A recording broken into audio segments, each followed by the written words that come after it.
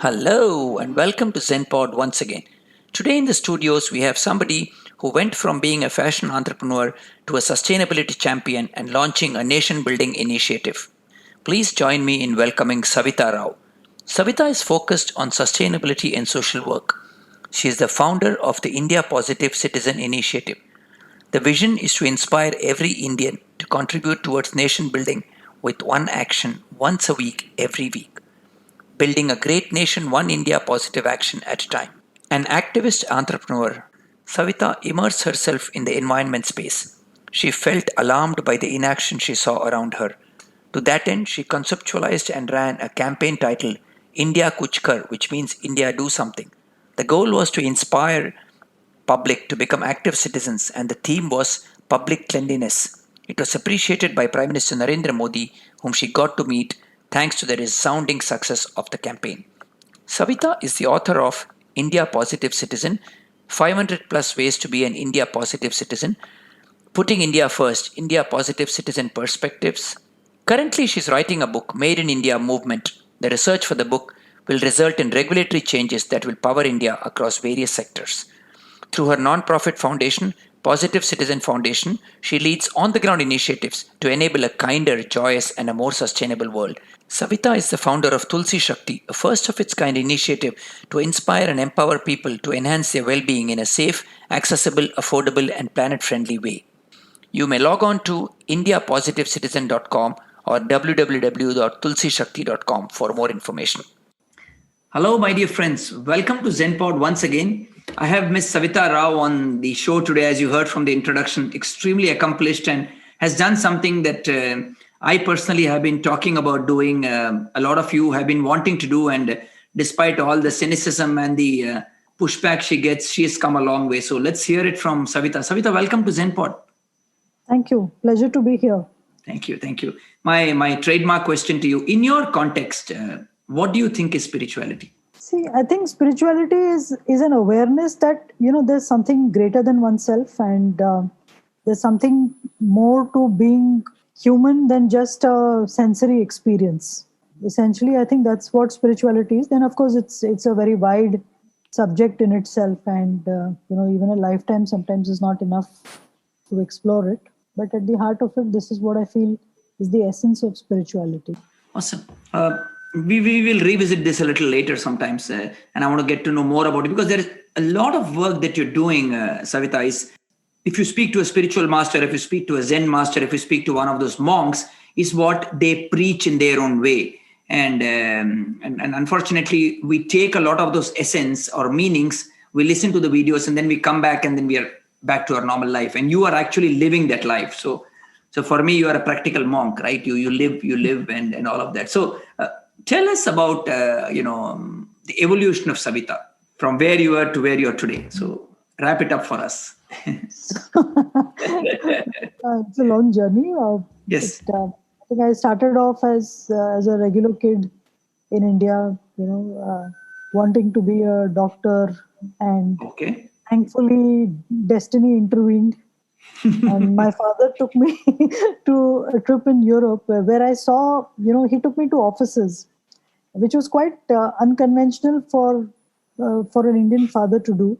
Yeah. Because he was convinced that, doctor was not what I was meant to be. And he wasn't pushing his views on me. So this was a gentle persuasion that works. So I went to all these offices in Europe as a teenager. And I said, maybe business is not such a bad thing. And this was, in the 12th vacation.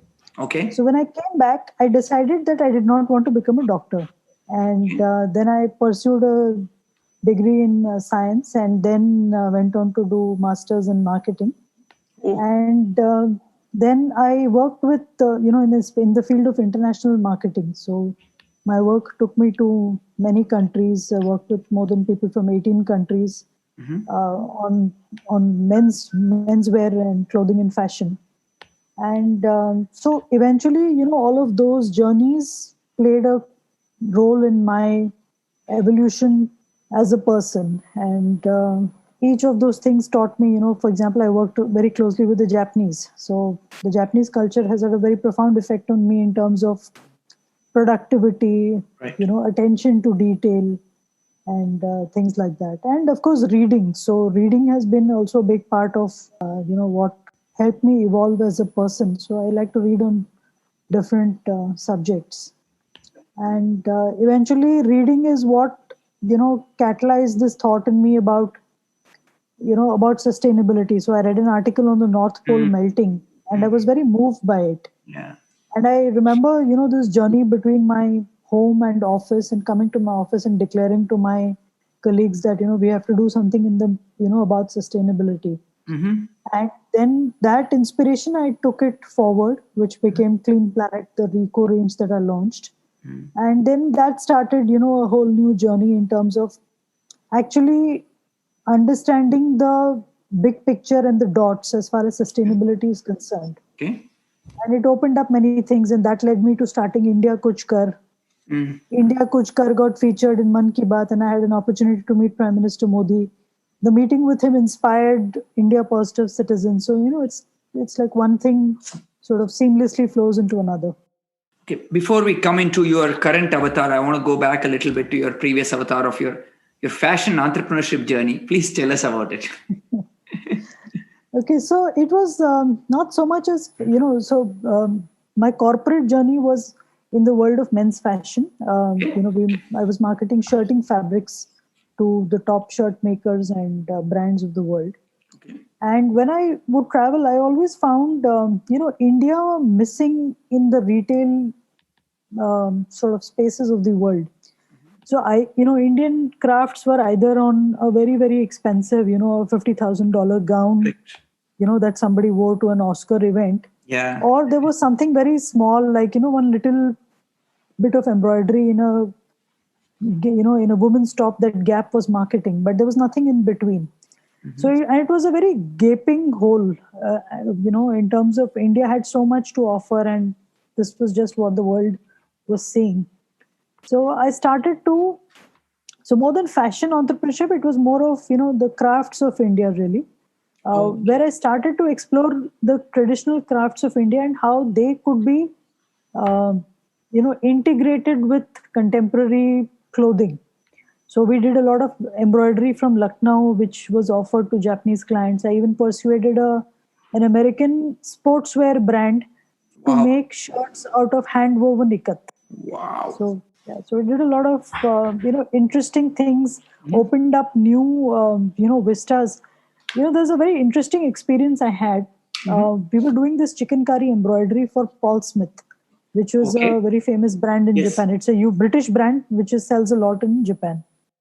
So we made this shipment, and about a month and a half later, I went to Tokyo.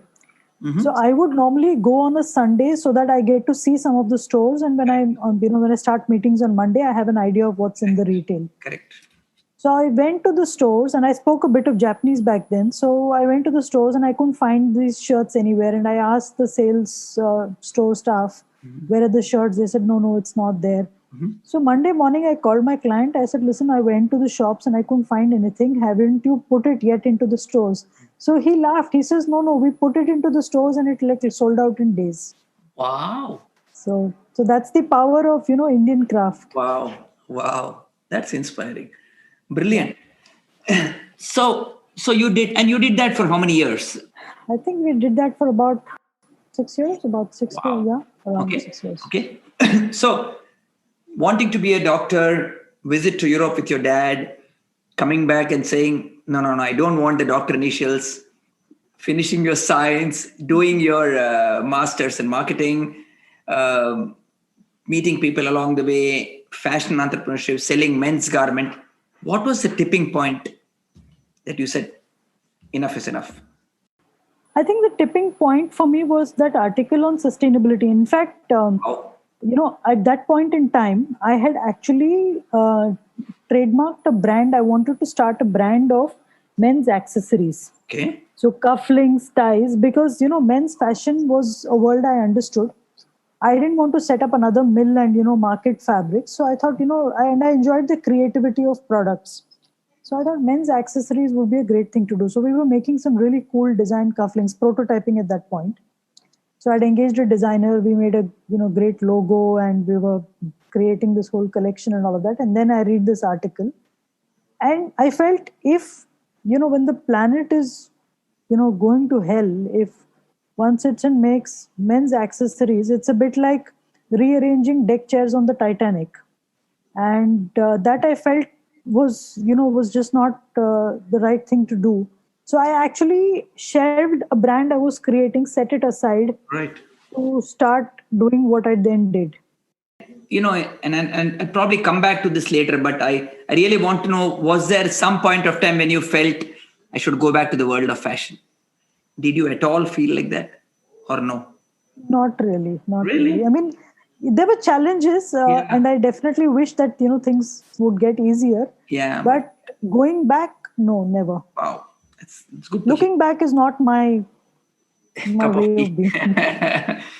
Your campaign, India Kuchkar, very powerful 3 words. I think even if you don't know Hindi, everybody will understand. Tell the listeners more about it, Savitha ji. So actually, India Kuch Kar was was a campaign born slightly out of despair, because when I got into sustainability, I was amazed and appalled by what I saw as a cocktail of apathy and powerlessness amongst people.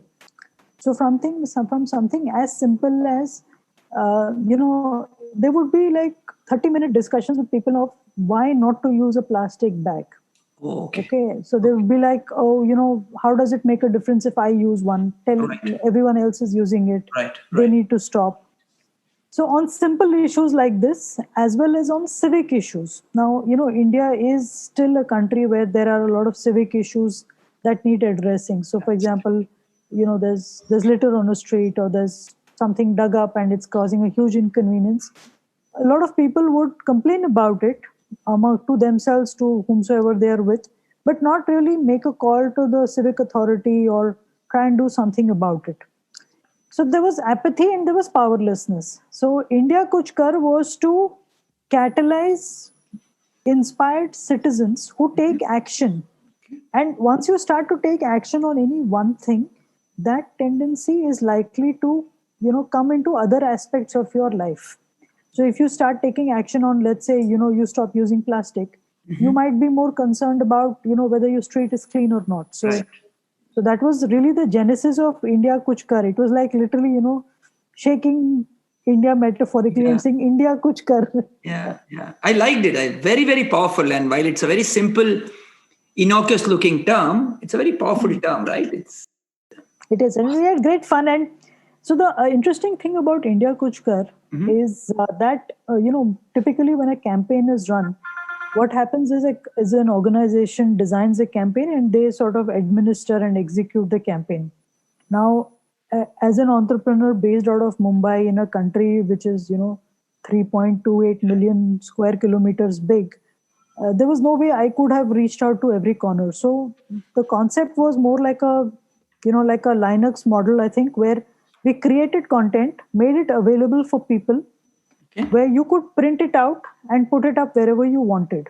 And so even the design of the campaign was done with Okay. minimal colors so that it's printer friendly and the end product is effective when it is printed on varying printers and you can put it up. And we had great success. We had people from Chennai, taking this, Sikkim. I even got once a mail from Ladakh saying that, we love what you're doing and we'd like to have some of these things. Then Bharat Petroleum, the oil company of Right. India, Right. they took, we designed banners for them, which they put up in all their refinery locations in India. So it was a very, very interesting initiative. People from different sectors and different walks of life actually joined in. So the idea was that, let's say you are living in Borivali in Mumbai. Okay. You want to urge your neighbors to keep the common spaces clean, Correct. but you're not a graphic designer and you don't know Correct. how to make a design, but you have that passion. You can download what we have and put it up in your Beautiful. neighborhood. Listen, Beautiful. That's a very nice idea. yeah, thank you. Oh, that's very nice. That's good thinking, actually. Yeah. Otherwise, and I'm glad you didn't get caught up in the proprietary IP and all of that stuff. I'm glad. That's nice. So that actually enabled you to reach across. Reach across, yeah. So people from different, in fact, once we had, the Mantralaya office in Bombay. Yeah. We got a call from them saying, we have seen some of your posters somewhere and we want it for our office as well. Beautiful. So from government to public sector to private sector to individuals, all kinds of people from different walks of life reached out to us because of that. Lovely, lovely. Great. You are meeting with Sri Narendra Modi ji. Yes. Tell us the experience. It was wonderful, and what I really appreciated about him was that he's so present to the people that he is with. Yeah. It's I think it's a very rare trait. One doesn't see much of that nowadays. Yes. So that's something very striking about him. And he spoke on that day, on diverse issues from defense to agriculture to finance and to food and so many topics.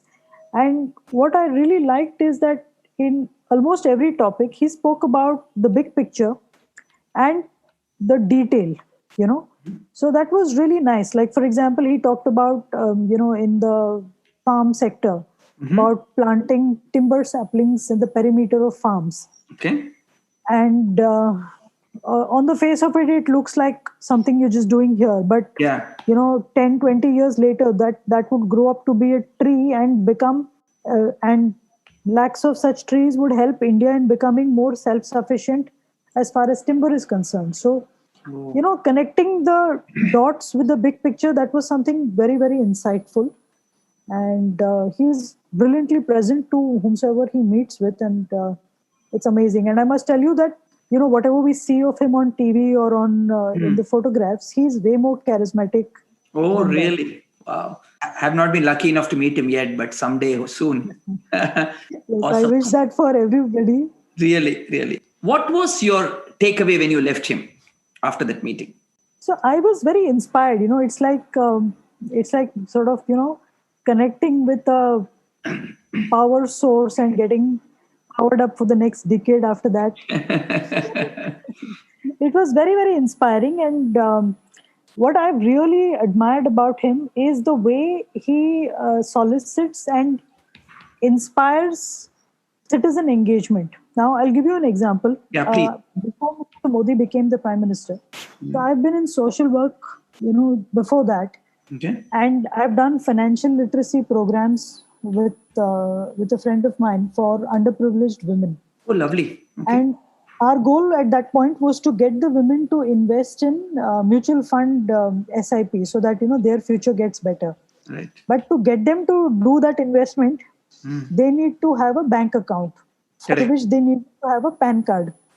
And before this in 2012-13, it was not easy for people to get a bank account opened. Yes. Or to get a PAN card done easily. And I used to be in such despair and wish that, why doesn't a government do this on a mass scale? So when Mr. Modi started the Jan Dhan initiative, I was really thrilled and so relieved that this is going to be finally possible for millions of women across India. That's incredible. That's really nice. So actually this whole India Positive Citizen idea, I think he was my muse for the idea. Oh, okay. The next morning I woke up with this whole concept in my mind, and so I'm really grateful to Mr. Modi for that. Oh, so you mean you didn't have that idea of India Positive Citizen before you met him? No, it Wow. was after the meeting. Oh, wow. Well, that's quite an inspiration. Yeah. Yes. Now you have a legacy. Awesome. Brilliant. You said this before somewhere and I picked it up. Environment before business. Tell me, Savitha, is it really workable and practical? See, it is challenging. There is no doubt about it. Okay, it is undoubtedly challenging. In my office, in fact, I have these words etched on a sleeper wood piece. I'll send you a picture later. It says, "There's no business to be done on a dead planet." Lovely. And that this is something we must all understand. In India, I was just reading a couple of days back. In 2019, 1.7 million people died due to air pollution. Now, air is not getting polluted, just like that. It is a cumulative of all our individual and collective action. So and business does contribute to it. So how we make a product, how we ship it across, how do we market it, all this makes a lot of difference. So in our products, for example, a key focus is quality. So whether we're making a product which is 99 rupees MRP or something which is 1500 rupees, quality is something we will not compromise, because understand something, that when you make a product, any product, whether it's the pen that you're currently holding or a piece of apparel or a paper or anything, everything requires water in its manufacture, directly or indirectly. Correct. Okay? Agreed. So when we make, when we produce, when we market, when we buy substandard products, we are actually making a demand on the planet's potable water. So the choices we make has an implication way beyond the cost of that product. Good point. Great point. Yeah. Now, if you look at phones, for instance, Yeah. every 1 year, 1.5 years, the same phone company is Correct. coming back to you and saying, oh, this is new, Yeah. which means that's old. So there's planned obsolescence being injected into every product, from apparel to phone to everything. And for all our supposed advancements in technology, we are making stuff that doesn't seem to last beyond a couple of years. True. I would much rather pay a premium for a phone that where a phone company says this will last you for 7 years at least. I'd happily pay a premium. True. Yeah. I guess companies survive because they have created those aspirations and the desire in us to buy more material. I guess, all of us are caught in that. But when you think of it, you see, there is a change that is needed at the individual level and at the collective level. Let me explain. Correct. Now, when we look at, let's say, if you look at your neighbor, right? Okay. You have two neighbors. One neighbor is constantly upgrading his phone and changing his car every year. Right. A lot of people will look at that person with envy and think of him as an accomplished person. Yeah. Your other neighbor may be a person who uses the phone for 7 years, uses a car for 2 decades. Correct. And people will look at him and think, oh, he's so stingy, or maybe he's not doing well in life. Correct. So when you have this perspective at an individual level, what can we expect to have at a macro level? Very true. Secondly, then you look at something like, let's say, the stock market, right? Okay. Now, if a company were to make, let's say, 100 million sachets of a 1 rupee shampoo, sell it and make a profit, that stock will trade at a higher price. Okay. But if some company incurred a loss because they were investing in, biodegradable materials which are more expensive and, overhauling their processes to make it more environment friendly, does the market today have a mechanism or even the perspective to value and recognize and appreciate that kind of conduct? No. So at an individual and at a collective level, we aren't valuing the environment. So what we have today as the state of affairs of the world it should not be a surprise to anyone, really. That's true. It's our own doing, you're saying. Yeah. Yes. Yeah. True. Very true. Yeah. So start admiring the people who are, wearing the same clothes for years and staying home for a long time. These are the people who are saving the planet. Correct. Yeah. But you're right. We have a long way to go for that. Yeah. Because, social media has not made that any better for us. It's made it worse, actually. The narcissistic attitude of all of us is actually, you're right. Yeah. So we are the damagers, actually. So, yeah. Make in India for a better India. What do you mean by that? So it means a holistic approach, in terms of the quality of the product. Okay. So it's designed and engineered in such a way that it's as good as a product you could find anywhere in the world. Right. Then the way the product is made, like we're supporting a lot of women's groups. So the production process gives the opportunity of employment to women, to artisans. So when they get work, it obviously makes for a better India. The product is eco-friendly, helps the customer live sustainably. So both at the production end and at the consumer end, it makes for a better India and a better world, of course. You are someone, Savitha, who has always put, and I know it, has put environment before business. This is a tough one, and I know it. and you would have obviously got a lot of flack or a lot of resistance or cynicism from people around you, and more from people close to you and around you. How did you sustain and kept pushing back? I want to know that really, and I want the listeners to know as well, because Yeah, it was challenging. In fact, there were times, for a moment, I mean, partly in jest and partly, in self-reflection, I was thinking that, when the world is going so high tech and everyone's going into, software and, right, AI and whatnot. And, here I am making fabric products out of cotton with women's groups. I'm like, the world is going digital and I'm like super analog. But at some point when I started to understand the whole environment perspective and situation, I was completely convinced that this was the right thing to do. oh, okay. And thankfully for me, once I'm convinced on something, then it's really tough to get me off that path. But I'm also appreciative of all the people who supported me in this journey. So while they did have some concerns, and I don't disregard those concerns, I understand it came from a space of love and concern. Correct. But I appreciate their support along the way. So Awesome. but this is definitely not an endeavor for the faint-hearted. Yeah, I was just going to, and I'm glad you said it. I was just going to say that. Yeah. I mean, we are not able to bring about change at home. Forget about anywhere else going outside, right? If there are 4 people in a family, then change is a challenge, right? And then you take your department, change is a challenge. And then you take an organization change. And you're talking about, 1.3 billion people, right? Yeah. So over 3.8 what square kilometers is what you said. Yeah, it is a challenge. It is a challenge also because there are other priorities or other issues that people have, and we've always seeing it as, why does she want to do this? What's in it for her? Why doesn't she mind her business? Right. So those kind of things kind of make it more challenging. Interesting. I want to talk about your biggest and most impactful and contribution. And for me, this is the crux of the entire discussion. The India Positive Citizen book. Right. I really want to know and take some time on this particular topic is how did this whole idea come about? And I did not know that it actually was born out after your meeting with RPM. But I want to know how it came about and something about the book as well.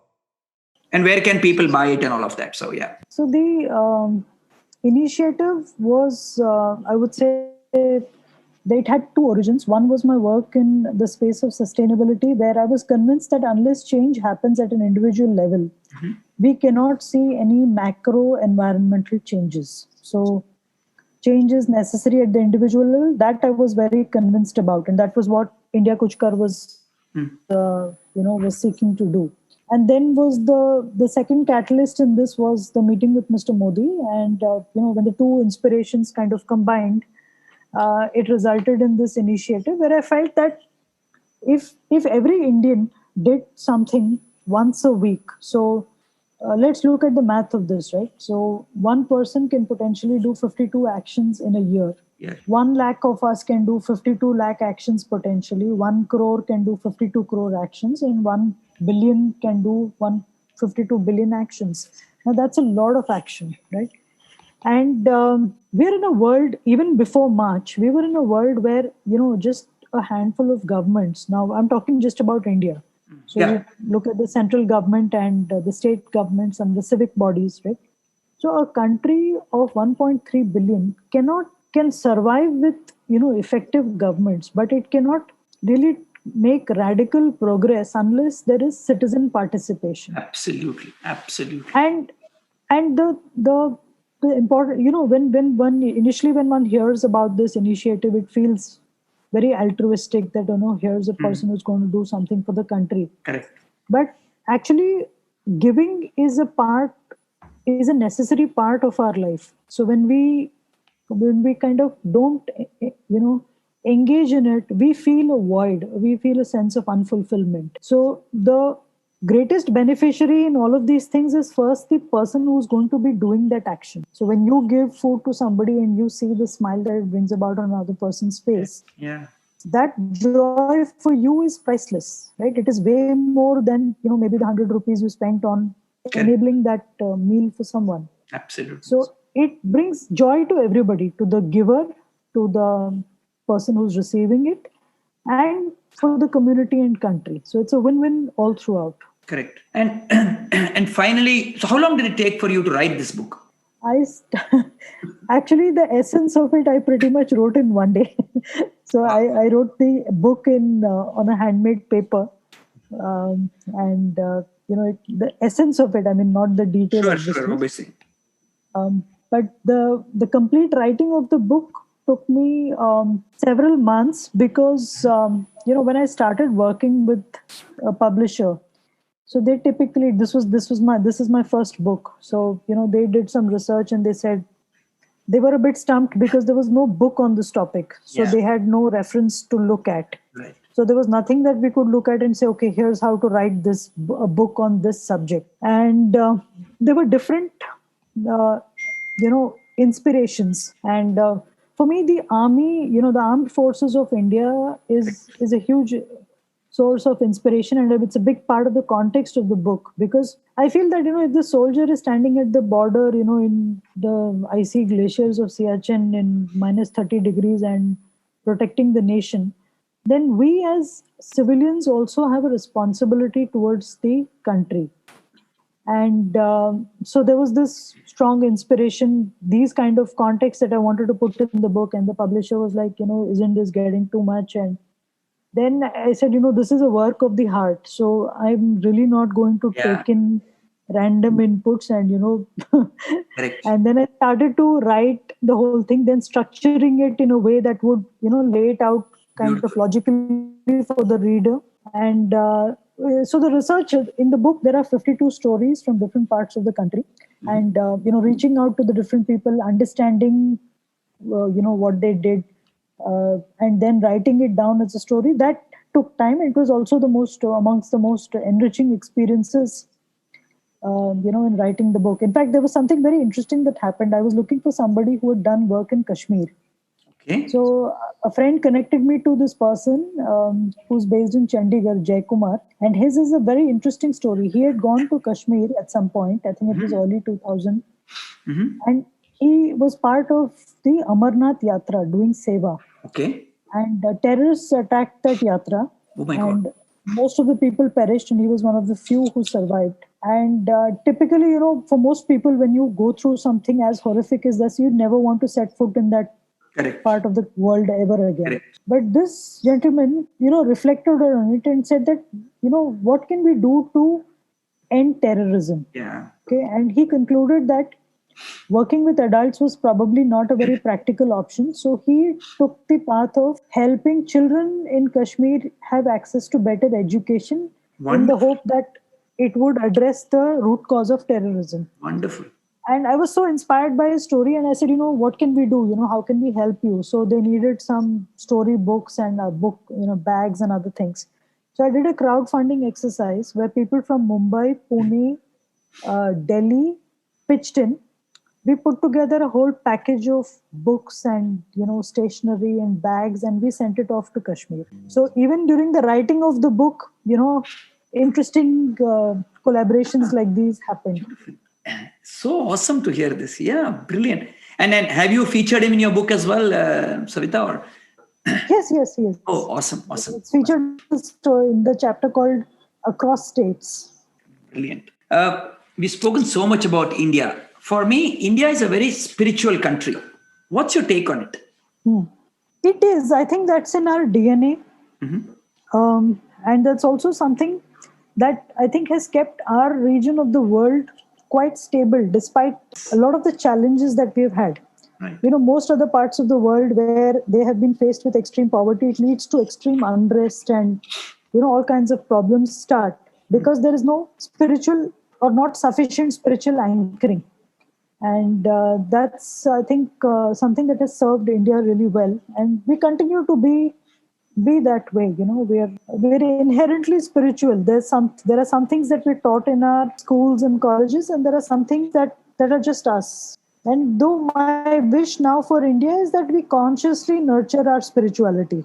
And having said that, I still feel there are people who confuse spirituality and religion even today as we speak. And one of the aims for me through this podcast is to make sure that all the people I've been speaking to, people such as yourself, are clearly coming out and saying what their view on spirituality is, and I'm so glad to hear that, so connected to real life, that it's inspiring. I know you don't work somewhere, but you probably have an office and you live in a virtual world. If you had a soft board in front of you, Savitha ji, and you had to put up one saying, what would that be and why? So I have a couple of things on my soft board, and one of Oh, them you do? is Okay. it's actually it's an ad from Apple, and it's a long one, and I'll read out a part of it to you. It Please. says, it's the crazy ones. You've probably read it. Yes. And it says, you can't, the crazy ones is they push the human race forward.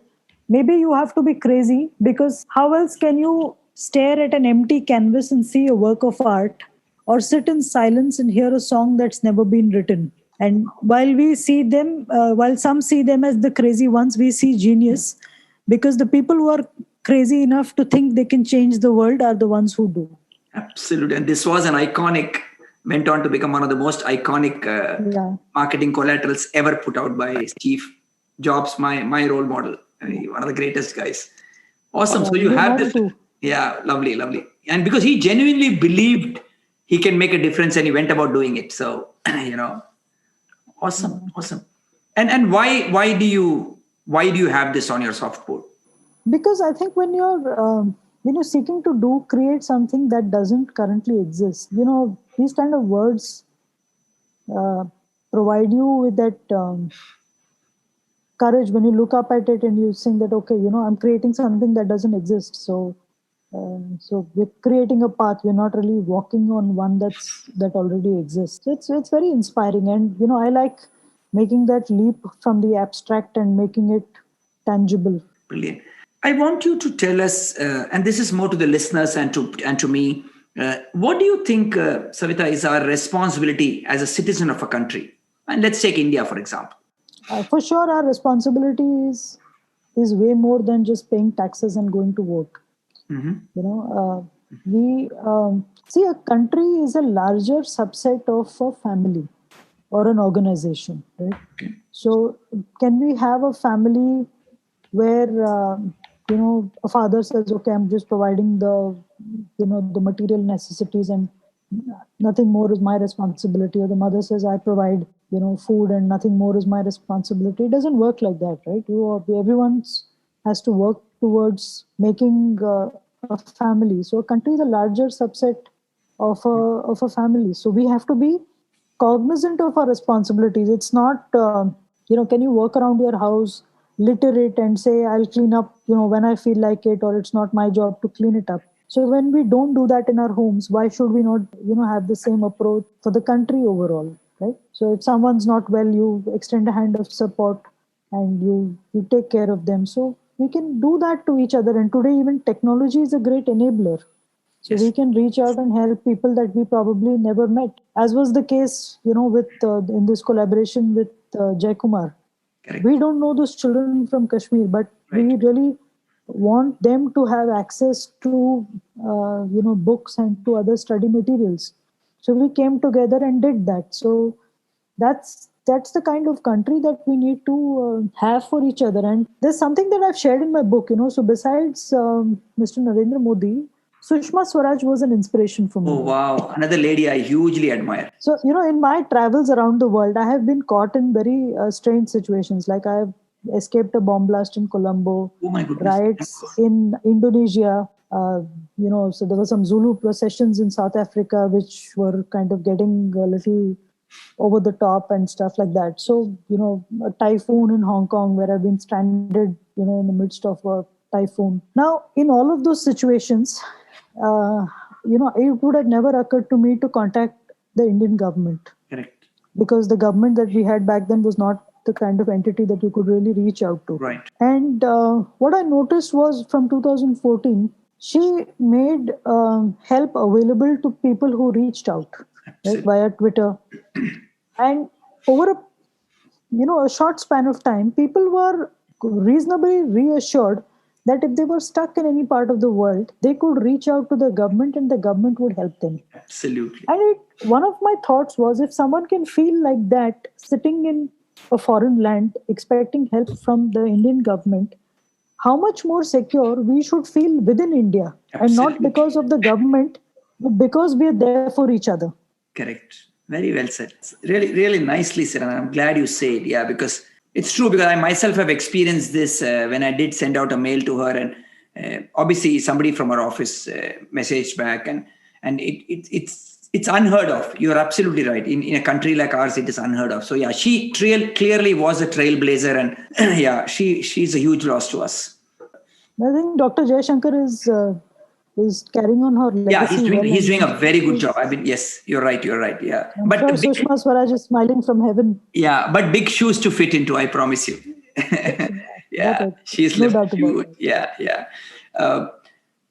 Like Jai Kumar, I've always been believing, and I've always believed in the fact that we have to do stuff or work at the grassroots levels, and it's not the 50-year-olds and 60-year-olds, but it is the 10, 15, and Jai Kumar has got one step further and dived into the pool, and he's doing it. What would and I've believed in it because I do a lot of counseling and mentoring and all. What would you believe, or what is the message you would like to give to the Generation Y of our country, Savitha?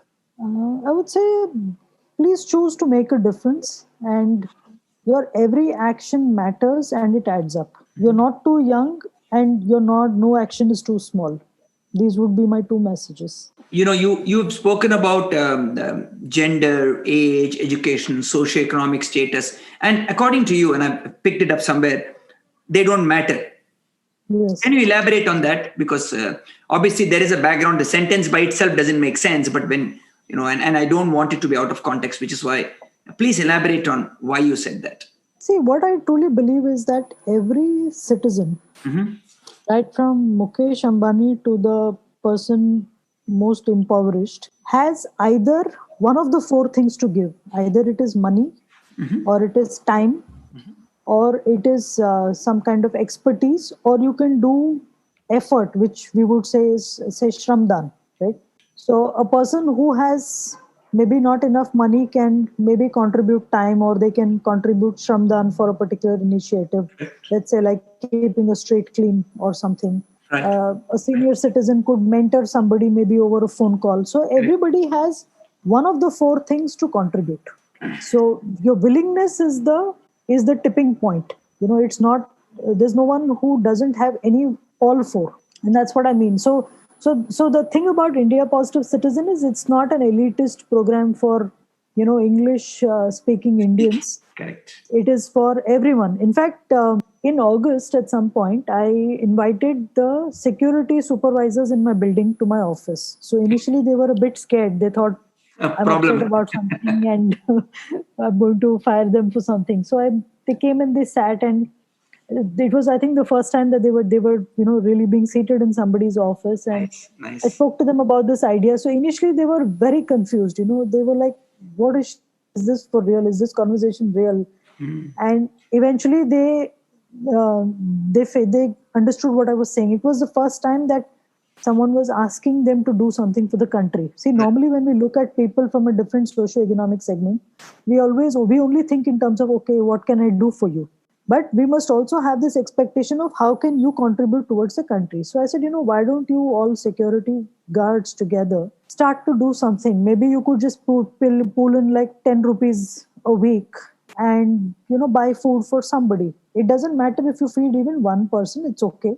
Yeah. But that person receives a benefit, and it's not even about money. Okay. So some weeks don't contribute money, just ensure that the street, our section of the street is cleaned up. Beautiful. So they said, okay, then they talked about amongst it for a few days. About 2 weeks later, they started doing something. They were, were pulling money and buying food. Nice. Then two of them have taken it forward in a very intensive way. About 3 weeks or so, I just met him in the building and I said, kaise chal raha hai? Are you still doing it? He said, he was so sparked up. He said, he started taking, the ration shop, the food they get. He started giving it to some of his neighbors in the chawl who had lost their jobs, etc. Oh, sweet. he started giving it to construction workers who were working on the road outside his house. And he did this consistently. Seeing him, his neighbors got inspired, and they also started giving food to. And he said something very beautiful in his Hindi Marathi, so I'm paraphrasing it in English. Please. He said he senses a greater peace in them, in the construction workers. Now, this was for me one of the visions of India Positive Citizen. But to hear it come from someone so early into the initiative was very, very heartening. Because when people are generous and they feel that they are being looked after, obviously it is going to impact social unrest. There will be lesser degree of social unrest. Correct. So this is where the math of 52 comes into play. 1 crore people doing 52 actions, 52 crore actions, and so on and so forth. The kind of country that we can catalyze will be very beautiful. Yeah. It would inspire you to come back to India. It will happen sooner than you think it will. So and this is so true, right? So this is a domino effect in a very positive way, right? So one person does good, 2 people do good, then 4, and it's like the square root. Awesome. And this is, you're talking about at security guard level. So really, we're talking about the large part of India. So imagine the impact it can have, right? It's true. And it's so relevant you say this, Savitha, because I've been talking to people for ZENPod, and some of them are, working out of Johannesburg and some parts of Africa. And they're saying, Venki, it's not about money. Please tell us if somebody can come and spend 1 month teaching mathematics. Somebody can come for 1 month and teach soccer to our kids. If somebody can come for 1 month and teach embroidery. So then you realize that, how wrong it is for us to just think money can solve the problems. Money can, but then you need hands and feet, because the Savitha alone can't. I mean, think of your example, right? Imagine if you had said, I will do this myself. It will take 1 year for you to get out of just your Warsaw location, because you will be all over the place. Now that you've decided you have an invisible army, it doesn't matter who, you probably don't know the guy in T Nagar in Chennai who's doing it, but it's happening. So right. And I think that's really brilliant thinking, and all of you people who are actually done so much good for the nation, for the place you live in, and that's the objective of ZENPod. I realize are saying the same thing of, please, we need support, and support is not equal to money. Support is equal to time, and you said it very beautifully, right? You said time, effort, expertise, and then money, of course. So brilliant, and I'll bear that in mind, because really, if somebody says, I don't have time, then you ask him for money, and if he says I don't have money, then you ask, and if he doesn't have all the 4, then really pathetic state he'll be in, he or she is. So I like it. So all right. A to Z alphabets, we've all learned it in any language, whether it's A, E, or A, B, C, D. And that has changed in a good and a bad way over the years. And if you were to pick 3 alphabets and your choice, which one would they be? So you do know that that I've recreated A to Z in the book. Yes. Which is why this question. So my favorite, of course, is I for India Positive Citizen. Sure. Then R, it's reduce, reuse, repair, and recycle. Beautiful. Okay. And T is for thank you. So I think we could all do with thanking the people in our lives. So we need to express our gratitude more often and more creatively to everyone who's part of our life. Beautiful. And I must confess, I thought you will choose A for action, but you're choosing. and thank God I didn't tell you. I know, but beautiful. India Positive, reduce. I like this: reduce, reuse, repair, and recycle. You wake up every morning, you had today's day is gone. You've met 2 people, 2 not so nice people. You had a problem putting an initiative of yours out there. Somebody told you, don't waste our time, go back. And you probably face this once a week or once a day. When you wake up every morning, Savitha ji, what gives you hope? I'm essentially an optimist. I look at, the positive side of things a lot. Mm-hmm. Which is not to say that, things have never weighed me down. Correct. Or I haven't had my challenges. Correct. But inherently, I'm an optimist. So I always look at, what are the new things that we could do in today's day? And in this regard, I find Mr. Modi is a huge inspiration, because if you look at what challenges we faced in our individual lives. This gentleman is, managed the challenges on behalf of a nation, and a pandemic, and having two neighbors who are getting hostile at the borders, and you have thousands of your citizens stranded across in different parts of the world whom you need to bring back.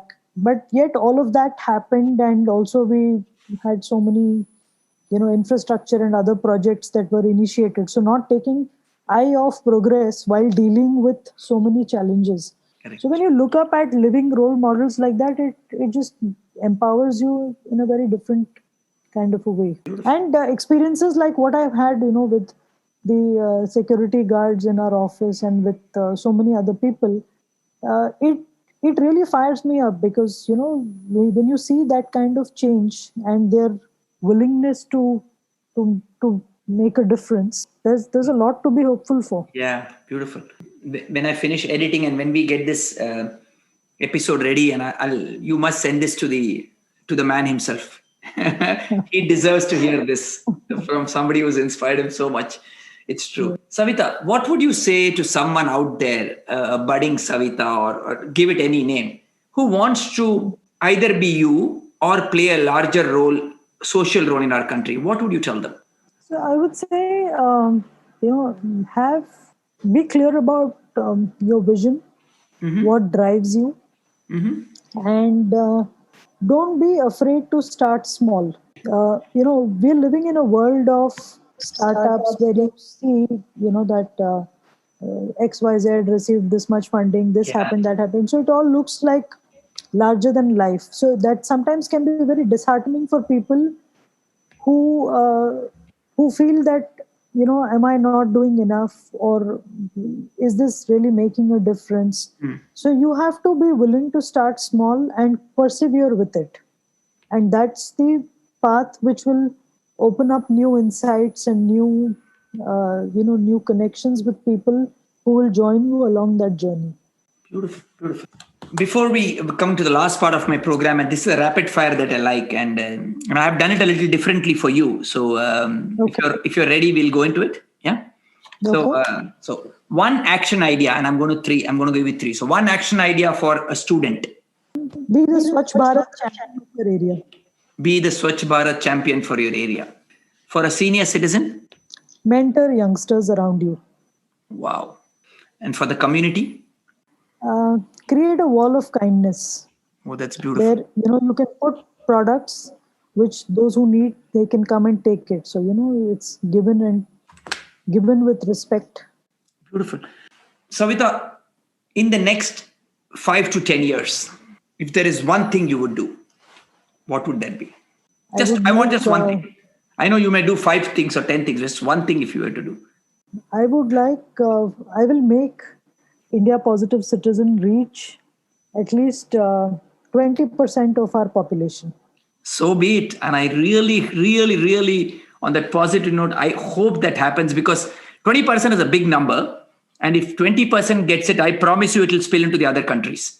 Because the domino effect that we are talking about from a Raj Gopal, you said, and from a Jay Chandran to the security guard, if all of them are doing it and they are reaching out to 10 and 20 people and 30 people, if 20% of the population does read your book and get hold of it, then I think we surely are in for a much, much better socially aware India, as I call it. Savitha, I want to really thank you for agreeing. I know it was tough agreeing to come on this show. I know you do a lot of things around, and if there is any final message you want to give to the listeners before we end this podcast. So my message to every listener, India Positive Citizen is not just for the people who are within the geographical borders of India. So wherever on the planet you are, you can be an India Positive Citizen by making a contribution by way of a tangible action once a week, every week. So please join in. Let's create an India that is truly Sare Jahan Se Acha. Such a Hindustan Hamara. Well said. Thank you once again. Thank you. My pleasure.